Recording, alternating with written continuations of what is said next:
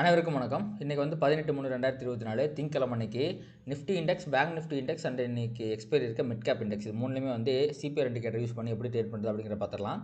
அதுக்கு முன்னாடி வந்து ஃப்ரைடே அன்னைக்கு யூஸ் மார்க்கெட்டில் என்ன நடந்துச்சு அப்படின்னு பார்க்கலாம். ஃப்ரைடே அன்றைக்குமே வந்து பார்த்திங்கன்னா யூஸ் மார்க்கெட்டில் நிறைய டேட்டாஸ்லாம் வந்துருந்துச்சு. அந்த டேட்டாஸ் வந்துருந்துமே வந்து பார்த்திங்க அப்படின்னா மார்க்கெட்டில் வந்து ஒரு பெரிய வாலட்டாலிட்டிலாம் இல்லை. நீங்கள் ஓவராலாக வந்து பார்த்திங்க அப்படின்னா நெகட்டிவாக முடிஞ்சிருந்தாலும் இந்த நாளைக்கு ஒரு பெரிய கேண்டிலோ இந்த நாளைக்கு பெரிய கேண்டிலோலாம் போடல. ஓரளவுக்கு டோஜி மாதிரி ஒரு கேண்டில் ஃபார்ம் பண்ணி நெகட்டிவாக 0.5% வந்து டவு முடிஞ்சிருக்கு. ஆனால் நம்மளுடைய S&P வந்து பார்த்திங்க அப்படின்னா இவனும் குட்டி கேண்டில் தான், டோஜி தான், 0.65% நெகட்டிவில் முடிஞ்சிருக்கு. நாஸ்டாக் வந்து பார்த்திங்க அப்படின்னா இவனும் சின்ன கேண்டில் தான், நெகட்டிவாக 0.1% நெகட்டிவில் முடிஞ்சிருக்கான். ஆனால் இந்த இவ்வளோ நெகட்டிவ் நியூஸ் வந்தனால தான் மார்க்கெட் கீழே இறங்குது. ஆனாலுமே பார்த்திங்கன்னா விக்ஸு மேலே ஏறல. ஈவன் தோ ஃபஸ்ட் ஹாஃபில் வந்து பார்த்திங்கன்னா வெறுத்தனமாக 15.5 மேலே ஏறி இருந்தாலுமே ஃபைனலாக கீழே வந்து க்ளோஸ் ஆகிட்டான். ஸோ இது என்னத்தை இண்டிகேட் பண்ணுது அப்படின்னா later part of the particular trading டேயில் வந்து பார்த்திங்க அப்படின்னா ஒரு கன்வின்சிங்கான ஏதோ ஒரு விஷயம் நடந்திருக்கு. அது நடந்ததுனால தான் வந்து பார்த்திங்கன்னா மார்க்கெட் ஃபர்தராக ஃபாலோ ஆகிறதும் ஸ்டாப் ஆகிருக்கு. ப்ளஸ் விக்ஸு வந்து பார்த்திங்கன்னா கம்மியாக இருக்குது. ஸோ இது வந்து பார்த்திங்கன்னா இண்டிகேஷன் ஆஃப் கன்சாலிடேஷன் தான் குறிக்குது. ஸோ ஃபர்தராக வந்து பார்த்திங்க அப்படின்னா மார்க்கெட் வந்து கன்சாலிடேட் ஆக போகுது அப்படிங்கிறது தான் இந்த விக்ஸு கம்மியாகி இந்த ப்ரைஸ் வந்து பார்த்திங்க அப்படின்னா ஃபால் ஆகிறது வந்து இண்டிகேட் பண்ணுது. அடுத்து வந்து யூஸோட 10 இயர் பாண்டில் வந்து பார்த்திங்கன்னா தலைவன் பார்த்திங்களா எகிரி மேலே போயிட்டான், 4.3 அப்படிங்கிற மாதிரி மேலே போயிட்டான். அது வந்து அதிகமாக இருக்குது. அதே மாதிரி நம்ம க்ரூட் ஆயிலுமே வந்து பார்த்திங்கன்னா இந்தியன் மார்க்கெட்டுக்கு அகைன்ஸ்டாக இப்போ 80.54 அப்படிங்கிற ரேஞ்சில் ட்ரேட் ஆகிட்டு இருக்கான். அதனால் இவனுமே வந்து பார்த்திங்க அப்படின்னா ஒரு டோஜி தான் போட்டிருக்கான் ஃப்ரைடே அன்னைக்கு. ஸோ அதுக்கப்புறம் வந்து பார்த்திங்க அப்படின்னா நம்ம இந்தியன் ஏடிஆரை பற்றி பார்த்துருவோம். ஃப்ரைடே அன்னைக்கு அங்கே என்னாச்சு அப்படின்ட்டு. ஸோ என்ன எப்படி வந்துருச்சு, ஒரு நிமிஷம்.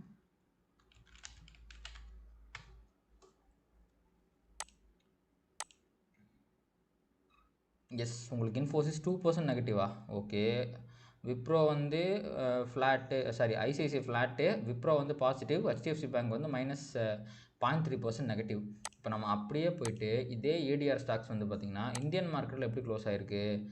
இன்ஃபோசிஸ் வந்து 1% நெகட்டிவ், ஆனால் அங்கே வந்து பார்த்திங்கன்னா 2% நெகட்டிவ், சம்திங் ராங், ஏதோ ஸ்டாக்கில் நெகட்டிவ் நியூஸ் இருக்குது. அடுத்து வந்து விப்ரோ வந்து -18% நெகட்டிவாக இருக்குது, அங்கே 0.5% பாசிட்டிவாக இருக்குது. ஐசிஐசி பேங்க் வந்து 0.3% நெகட்டிவ், அது வந்து பார்த்திங்கன்னா இங்கே 0.08% நெகட்டிவ். HDFC பேங்க் வந்து பார்த்திங்கன்னா இங்கே -0.38, இங்கே வந்து 0.19. மற்ற ஸ்டாக்கில் எந்த பிரச்சனையும் கிடையாது. உங்களுக்கு இன்ஃபோசிஸ் மட்டும் வந்து பார்த்திங்க அப்படின்னா பயங்கரமாக நெகட்டிவாக காமிக்கிறான். இது ஒரு நெகட்டிவ் இம்பேக்டை வந்து ப்ராபப்ளி ஐடி செக்டாரில் அண்ட் இன்ஃபோசிஸ் ஸ்டாக்கில் வந்து க்ரியேட் பண்ணுறதுக்கு நிறைய வாய்ப்புகள் இருக்கிறது.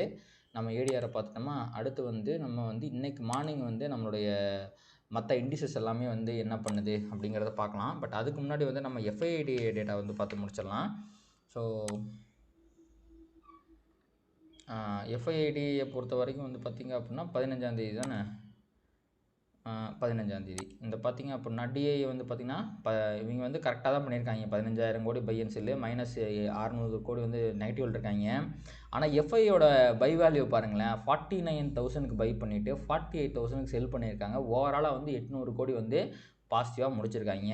இவ்வளவு பெரிய பாசிட்டிவிட்டி வந்து இருக்குது. அதாவது இவ்வளோ பெரிய ட்ரேடிங் வால்யூம் வந்து ரொம்ப அளவில் அதிகமாக இருக்குது அப்படின்னா நான் அன்றைக்கே ப்ராப்ளி என்னுடைய இந்த குரூப்பில் மென்டாரிங் குரூப்பில் போட்டிருந்தேன். ஏன்னா ரீபேலன்சிங் நடக்குது, ஓகேங்களா. அந்த ஸ்டாக்ஸ் எல்லாமே ரீபேலன்ஸ் பண்ணுறாங்க. அதனால் வந்து பார்த்திங்கன்னா ஃபண்ட் இன்ஃப்ளோ நிறையா ஸ்டாக்ஸுக்கு வந்திருக்கு, ஃபண்ட் அவுட்ஃப்ளோ நிறையா ஸ்டாக்ஸில் நடந்திருக்கு. அதனால தான் வந்து பார்த்திங்க அப்படின்னா இவ்வளோ பெரிய ட்ரேடிங் ஆக்டிவிட்டி நடந்திருக்கு. ஸோ இதை நம்ம கன்சிடரே பண்ணக்கூடாது. அதே மாதிரி இந்த மாதிரி நமக்கு வந்து ரீபேலன்சிங் நடக்குது அப்படின்னா அன்னைக்கு டே மோஸ்ட்லி கன்சாலிடேஷன் ஆகிறதுக்கு தான் வாய்ப்பு இருக்குது அப்படிங்கிறதும் வந்து இன்டர்பிரேஷன் தான்.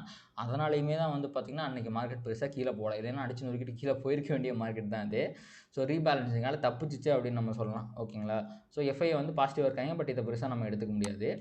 அதுக்கப்புறம் நம்ம இன்றைக்கி மார்னிங் வந்து வேர்ல்டு மார்க்கெட் ஃபியூச்சர்ஸ் வந்து எப்படி இருக்குது அப்படிங்கிறத பார்க்கலாம்.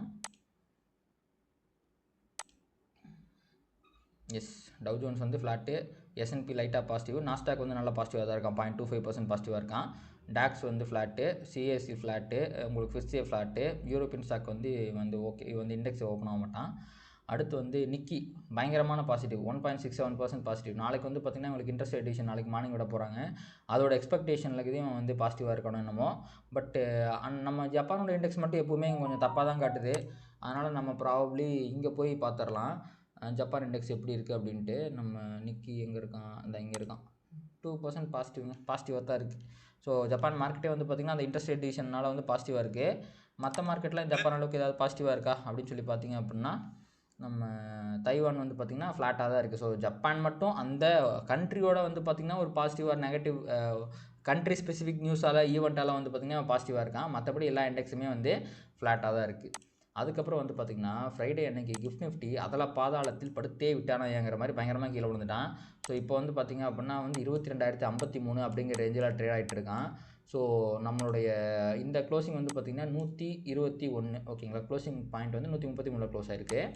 ஸோ 133லேருந்து 22,053 அப்படின்னு நீங்கள் கணக்கு வச்சுக்கிட்டீங்க அப்படின்னா உங்களுக்கு வந்து கிட்டத்தட்ட ஒரு 60-70 பாயிண்ட் வருமா. ஸோ ஒரு 70 பாயிண்ட்டுக்கு பக்கமாக வந்து இவன் கேப் டவுன் காட்டுறான். ஸோ 70 பாயிண்ட் அப்படிங்கும்போது உங்களுக்கு வந்து நிஃப்டியில் 70 பாயிண்ட் ஓகேங்களா. நம்ம வந்து டுமாரோ சிபிஆர் வந்து ஆன் பண்ணிக்கலாம்.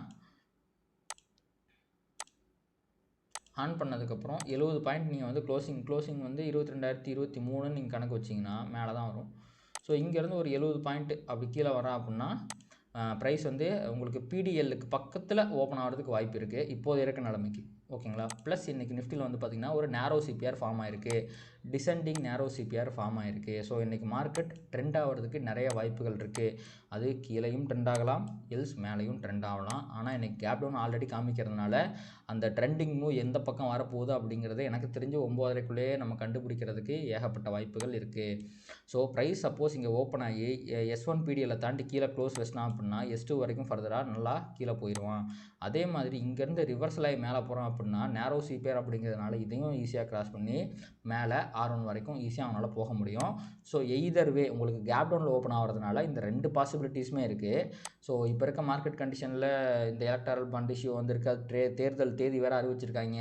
அதனால் ஒரு ப்ராஃபிட் புக்கிங் வருமா இல்லை வந்து கீழே விழுந்த மார்க்கெட் லைட்டாக ரீட்ரேஸ் ஆகுமா அப்படிங்கிறத நம்ம பொறுத்து இருந்தால் பார்க்கணும். பட் இன்றைக்கி நிஃப்டியை பொறுத்த வரைக்கும் ஒரு வெறித்தனமான ஹை ப்ராபபிள் ட்ரேட் கிடைக்கிறதுக்கு நிறைய வாய்ப்புகள் இருக்குது. இன்கேஸ் நம்ம இவ்வளோ தூரம்லாம் வந்து கேப் டவுன் ஆகலை, இப்போ நம்ம வந்து பேசிகிட்டு இருக்க ஒரு 2 மணி நேரத்தில் வந்து பார்த்திங்க அப்படின்னா மேலே கொஞ்சம் ரெக்கவர் ஆகி போயிடலாம், இவன் வந்து சிபிஆர் பக்கத்தில் ஓப்பன் ஆகிறான் அப்படின்னா உங்களுக்கு ப்ரைஸ் R1க்கு போய் ரிவர்ஸ் ஆகணும், அப்படி இல்லை S1க்கு போய் ரிவர்ஸ் ஆகணும், இல்லை S1 தாண்டி ட்ரெண்ட் ஆகணும். ஸோ இந்த 3 ட்ரேடிங் ஆப்பர்ச்சுனிட்டி தான் வந்து நிஃப்டியில் இருக்கும். பட் வாட் எவர் ஹேப்பன்ஸ் இன்றைக்கி வந்து நிஃப்டியில் இன்றைக்கி அப்படி இல்லை, சப்போஸ் இன்றைக்கி வந்து மார்க்கெட் கன்சாலிடேட் ஆனாலுமே நாளைக்கு இந்த 2 நாள் ஒரு மிகப்பெரிய ட்ரெண்டிங் வரதுக்கு வாய்ப்புகள் இருக்குது. மோஸ்ட் ப்ராபப்ளி அது ஒரு 90% வந்து கீழே வரதுக்கு தான் வாய்ப்பு இருக்குது. நம்ம பொறுத்து தான் பார்க்கணும். அடுத்து வந்து பேங்க் நிஃப்டியில் வந்து பார்த்திங்கன்னா நிஃப்டி அளவுக்கு நேரோ சிபிஆர் இல்லை, பட் ஸ்டில் இதுவுமே ஒரு நேரோ சிபிஆர் தான். ஸோ ஒரு 0.4% அவரே நிமிஷம் நான் அது மட்டும் பார்த்துக்கிறேன் எவ்வளோ தூரம் வந்து அந்த 70 பாயிண்ட் வந்து கொடுக்குது அப்படின்னா 0.3% ஓகேங்களா. ஸோ 0.3% வந்து பேங்க் நிஃப்டியில் கேப் டவுன் ஆகுது அப்படின்னா 594 வந்து அவன் க்ளோஸ் ஆகிருக்கான். இங்கேருந்து 0.3% அப்படின்னா கீழே அதே மாதிரி தான் வந்து சிபிஆருக்கும் S1க்கும் இடையில வந்து அவன் வந்து ஓப்பன் ஆக போகிறான். ஸோ இங்கே பாருங்கள், இதுலேயுமே வந்து பார்த்திங்கன்னா S1க்கும் பிடிஎல்க்கும் இடையில இருக்க டிஸ்டன்ஸ் வந்து சேமாக தான் இருக்குது. அப்போது பேங்க் நிஃப்டிலுமே அதே ஆப்பர்ச்சுனிட்டிஸ் தான். ஒன்று வந்து பார்த்திங்க அப்படின்னா ப்ரைஸ் வந்து S1 உடச்சிட்டு கீழே போகணும், ஆர் S1 ரிவர்ஸ் ஆகணும். இது ரெண்டுமே வந்து பார்த்திங்கன்னா இப்போது இருக்க மார்க்கெட் கண்டிஷனுக்கு ஹை ப்ராபபிள் ட்ரேடிங்காக தான் இருக்கும். அப்படி இல்லைன்னா மேலே போய் R1 ரிவர்ஸ் ஆகணும். இது 3 தான் வந்து உங்களுக்கு வந்து ஹை ப்ராபபிள் ட்ரேடிங் ஆப்பர்ச்சுனிட்டிஸ் இன் பேங்க் நிஃப்டி. அதே மாதிரி வந்து நம்ம மிட் கேப் நிஃப்டிக்கும் போயிடுவோம். இன்றைக்கி அவனுக்கு வந்து இது இருக்குது, எக்ஸ்பைரி இருக்குது. ஸோ அவனில் வந்து வைடு சிபிஆர் இன்சைட் சிபிஆர் காட்டுது. இவங்க இது வைடு சிபிஆராக இருந்தாலுமே இன்சைட் சிபிஆராக இருக்கிறதுனால ப்ரைஸ் இன்றைக்கி மிட் கேப் நிஃப்டிலையுமே வந்து பார்த்திங்க அப்படின்னா ஒரு கன்சாலிடேஷன் போடுறதுக்கான வாய்ப்புகள் இருக்குது. பட் இன்சைட் சிபிஆரோட ஆல்வேஸ் ரெப்ரசன்டேஷன் என்னன்னா ட்ரெண்டிங் டே தான். ஆனால் உங்களுக்கு நல்ல ரிவர்சல் அப்படிங்கிறது வந்திருக்கு. ப்ளஸ் ஆல்ரெடி அவன் பயங்கரமாக கீழே வேறு விழுந்திருக்குறான். ஸோ நம்ம வந்து இன்றைக்கி வந்து பெரிய அசம்ஷனுங்கிறத பண்ண வேணாம். மிட் கேப் நிஃப்டியில் ப்ரைஸ் ஆக்ஷன் படி வந்து என்ன நடக்குதோ நம்ம அந்த மாதிரி ட்ரேட் எடுத்துகிட்டு போயிடலாம். ஸோ மிட் கேப் நிஃப்டி வந்து எந்த இடத்துல ஓப்பன் ஆவானா அப்படிங்கிறதே உங்களுக்கு தெரியாது. ஸோ நான் ப்ராபப்ளி கேப் டவுனில் தான் ஓப்பன் ஆவான். அவன் வந்து இந்த இங்கேயுமே வந்து சிபிஆருக்கும் S1க்கும் பக்கத்தில் தான் ஓப்பன் ஆகும் அப்படின்னு நான் வச்சுக்கிறேன். சப்போஸ் அப்படி ஓப்பன் ஆனான்னா உங்களுக்கு S1 ப்ரீவியஸ் டேலோ ரெண்டையுமே தாண்டி கீழே போனால் தான் அவன் ட்ரெண்ட் ஆகிறதுக்கு வாய்ப்பு இருக்குது. அப்படி இல்லை அப்படின்னா உங்களுக்கு ஆல்வேஸ் இங்கேருந்து ரிவர்சலில் போகிறதுக்கும் வாய்ப்பு இருக்குது. அண்ட் நான் நோட்டீஸ் பண்ண வரைக்கும் மிட் கேப் நிஃப்டியோட எக்ஸ்பைரி அப்படின்னா மிட் கேப் நிஃப்டி பெருசாக ட்ரெண்ட் ஆகிறதே கிடையாது. அதனால் மிட் கேப் நிஃப்டியில் இன்றைக்கி ஒரு ட்ரெண்டிங் மூவ் எதிர்பார்க்காதீங்க, ஒரு ரிவர்சல் ட்ரேட் எதிர்பாருங்க. அதே மாதிரி ஒரு கன்சாலிடேஷன் எதிர்பாருங்க. எந்த பக்கம் ட்ரெண்ட் இருக்குது அப்படிங்கிறத தெரிஞ்சுக்கிட்டு அதுக்கப்புறமா நீங்கள் மிட் கேப் நிஃப்டியில் ட்ரேட் பண்ணலாம். ஸோ இது 2 பிரேக் ஆச்சுன்னா நல்லா கீழே போவான்.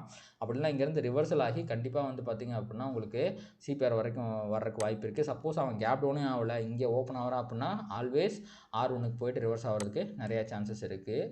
எனக்கு தெரிஞ்ச மேக்ஸிமம் R1க்கு S1க்கு இடையில தான் கன்சாலிடேட் ஆகும்னு நினைக்கிறேன். நம்ம பொறுத்திருந்து பார்க்கலாம். அடுத்து வந்து பார்த்திங்க அப்படின்னா நம்ம வந்து நிஃப்டியோட ப்ரைஸ் ஆக்ஷனை வந்து அனலைஸ் பண்ணிடலாம். ஸோ நம்ம சிபிஆர் இண்டிகேட்டரை வந்து க்ளோஸ் பண்ணி வச்சுட்டு நம்ம வந்து டெய்லி டைம் ஃப்ரேமுக்கு போயிடுவோம். ஸோ டெய்லி டைம் ஃப்ரேமுக்கு போகும்போது உங்களுக்கு பார்த்திங்க அப்படின்னா மிகப்பெரிய ரெட் கேண்டில் வந்ததுக்கப்புறம் ஒரு சின்ன இன்சைட் கேண்டில், அதுக்கப்புறம் அகைன் வந்து பார்த்திங்க அப்படின்னா ஒரு ரெட் கேண்டில் வந்திருக்கு. இது எல்லாமே இண்டிகேஷன் ஆஃப் கன்சாலிடேஷன் தான். ஸோ இப்போதைக்கு வந்து பார்த்திங்கன்னா மார்க்கெட் வந்து வெறித்தனமாக மேலே போகிறதுக்கான வாய்ப்புகளே இல்லை. ஸோ மார்க்கெட் வந்து எய்தர் அகைன் கன்சாலிடேஷனை போடணும், அப்படி இல்லைனா கீழே போகணும். ஏன்னா உங்களுக்கு இந்த இடத்துல ஒரு சப்போர்ட் லைன் இருக்குது பார்த்திங்க, இந்த இடத்துலையே ஒரு சப்போர்ட் லைன் இருக்குது. இந்த இப்போ நிஃப்டி இருக்கிறதே வந்து பார்த்திங்க அப்படின்னா ஒரு சப்போர்ட் லைன் கிட்ட தான் இருக்குது. ஓகேங்களா, இந்த சப்போர்ட் லைனை ஆல்ரெடி வந்து பார்த்திங்கன்னா 2 தடவை இங்கே வந்து சப்போர்ட் எடுத்திருக்கு. இந்த சப்போர்ட் லைனை ப்ரீச் பண்ணுற பட்சத்தில் இந்த பெரிய ரெட் கேண்டிலோட லோ, அதாவது 21,900 கீழே ப்ரீச் பண்ணுற பட்சத்தில் உங்களுக்கு வெறித்தனமான டவுன் சைட் மூவ் அப்படிங்கிறது இருக்கிறதுக்கு நிறைய வாய்ப்புகள் இருக்குது. ஏன்னா இந்த ப்ரைஸ் ரேஞ்சுக்குள்ளே வந்து பார்த்திங்க அப்படின்னா ரொம்ப நாள் வந்து இருந்துட்டான். அப்போது அதுவும் கிட்டத்தட்ட இங்கே தாங்க இருக்கான். இந்த ப்ரைஸ் ஆக்ஷனை பார்க்கும்போதே ஒரு வெறித்தனமான டவுன் சைட் கேண்டில் இமேஜினரியாக என்னோடய கண்ணுக்குள்ளே வந்து வருது. நடக்காமல் இருக்கணும் அப்படின்னு சொல்லி நம்ம வந்து வேண்டிக்குவோம். ஸோ நிஃப்டி பேரிஷாக தான் இருக்கான். எனக்கு தெரிஞ்சு இந்த வாரம் அவன் கீழே போகிறதுக்கு தான் நிறைய வாய்ப்புகள் இருக்குது. பார்ப்போம். இந்த வாரம் அண்ட் இன்றைக்குமே கூட அவன் கீழே போகிறதுக்கு தான் வாய்ப்புகள் அதிகமாக இருக்குது. ஏன்னா ட்ரெண்டிங் டே சிபிஆர் வேறு ஃபார்ம் ஆகிருக்கு. அடுத்து பார்த்திங்க அப்படின்னா உங்களுக்கு வந்து பேங்க் நிஃப்டி, இந்த கோடு வந்து கொஞ்சம் கலைந்து விட்டது. ஓகே. ஸோ இப்போ வந்து பார்த்திங்கன்னா பேங்க் நிஃப்டியில் வந்து ஒரு ட்ரையாங்கிள் பேட்டர்ன் ஃபார்ம் ஆகிருக்கு. இங்கே பாருங்கள், அப்படியே மெதுவாக கீழே வந்திருக்கான். 2 நாளுமே வந்து பார்த்திங்கன்னா டோஜி தான் போட்டிருக்கான். விச் மீன்ஸ் பையருக்கும் செல்லரும் ஈக்குவலாக இருக்காங்கன்னு அர்த்தம் பேங்க் நிஃப்டியில். இன்னும் வந்து நிஃப்டி அளவுக்கு பேங்க் நிஃப்டி பேரிஷாக மாறலை. ஈவந்தோ அவன் வந்து இந்த லைனுக்கு பக்கத்தில் வந்திருந்தாலுமே எப்போ இந்த லைனை தாண்டி கிராஸ் வைக்கிறானோ அப்போ தான் வந்து பார்த்திங்கன்னா அவன் கீழே போவான். ப்ளஸ் எனக்கு தெரிஞ்சு இந்த இடத்துல ஒரு 200 SMA இருக்கிறதுக்கு வாய்ப்பு இருக்குங்க. ஒரு நிமிஷம் இருங்க, நம்ம வந்து SMA மட்டும் போட்டு பார்த்துருவோம். அன்னைக்கு பார்க்கும்போது இந்த ஏரியாவில் இருந்துச்சு, அவன் கீழே தாங்க இருக்கான். கீழே தான் 200 SMA இருக்குது. இப்போ வந்து பார்த்திங்க அப்படின்னா அவன் 50 SMA கிட்ட சப்போர்ட் எடுத்துருக்கான். இப்போ வந்து 20 SMA 50 SMA ரெண்டுமே அவனை கைவிடும்போது, இந்த ட்ரெண்ட் லைனாக அவனை கைவிடும்போது அவன் 200 SMA வரைக்கும் வர்றதுக்கு வாய்ப்பு இருக்குது. அதே மாதிரி அவன் சப்போர்ட் லைன் இருக்கிறதுனால இங்கேருந்து மேலே போகிறதுக்கும் வாய்ப்பு இருக்குது. ஆனால் கண்டினியூஸாக இவ்வளோ ரெட் கேண்டில் வந்ததுனால உடனே இன்றைக்கி அவன் டோஜியை போட்டான் அப்படியே மேலே போயிடுவானா, போக முடியாது. அவனால் கொஞ்சம் கன்சாலிடேஷன் ஆகிட்டு தான் மேலே போக முடியும். ஸோ எதர் பேங்க் நிஃப்டியுமே வந்து பார்த்திங்கன்னா இந்த சப்போர்ட் லைன் உடச்சி கீழே போகிறதுக்கு போகணும், அப்படி இல்லைனா இந்த இடத்துல கன்சாலிடேஷன் ஆகணும். 2 வாய்ப்புகள் தான். ஸோ ப்ரைஸ் ஆக்ஷனை பொறுத்த வரைக்கும் நிஃப்டி பேங்க் நிஃப்டி 2 பேருமே ஒரே மாதிரி ப்ரைஸ் ஆக்ஷனாக ட்ராவல் பண்ணுறாங்க. அதனால் வந்து பார்த்திங்கன்னா ஒருத்த மேலே போய் ஒருத்த இழுத்து பிடிக்கிற மாதிரிலாம் இல்லை. 2 பேருமே சப்போர்ட் கிட்ட தான் இருக்காங்க. அதனால் 2 பேருமே கீழே போனால் நல்லா கீழே போகிறதுக்கும், சப்போஸ் ரிவர்சல் ஆனால் ரிவர்சல் ஆகிறதுக்கும் வாய்ப்புகள் இருக்குது. அதை நம்ம பொறுத்துட்டு தான் பார்க்கணும்.